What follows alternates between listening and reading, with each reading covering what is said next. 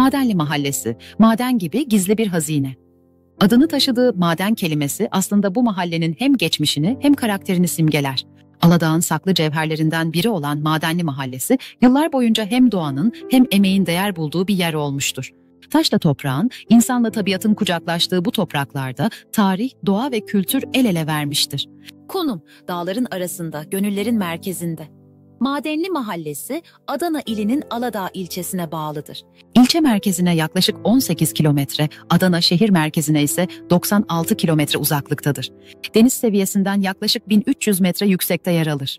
Bu yüksek konum, Madenli'yi yaz aylarında yayla gibi serin, kış aylarında ise karla bezeli bir masala çevirir. Buraya geldiğinizde gökyüzü daha mavi, sessizlik daha anlamlıdır. İnsan burada kendini doğaya bırakır, ruhunu dinlendirir. Tarih, toprağın altı kadar üstü de değerli.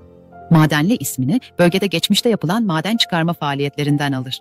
Yüzyıllar öncesine uzanan bu izler mahallenin hafızasında hala capcanlıdır. Osmanlı döneminde bazı bölgelerde küçük çaplı maden arayışlarının olduğu, bu nedenle bölgenin madenli olarak anıldığı tahmin edilmektedir.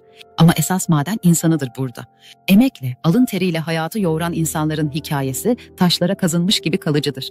Nüfus az ama öz insanlar. Madenli Mahallesi'nin 2023 yılı itibarıyla nüfusu 67 kişidir.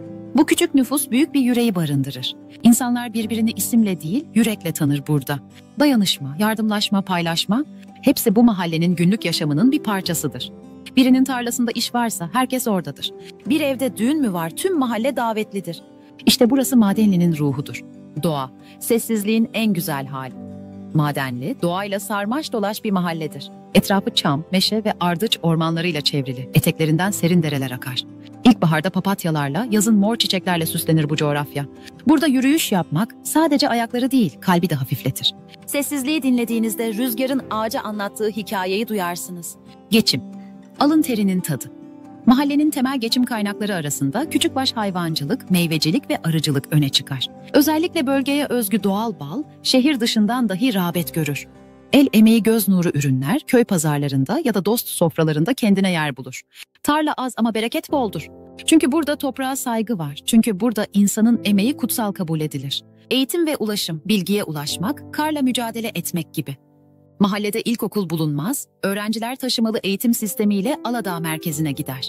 Özellikle kış aylarında yolların kapanması çocukların karla imtihanına dönüşür.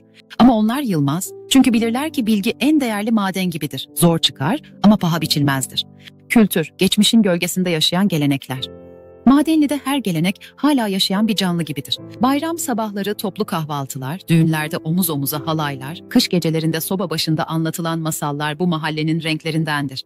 Burada geçmiş unutulmaz, gelenekler yavaş yavaş değil, şefkatle aktarılır genç kuşaklara.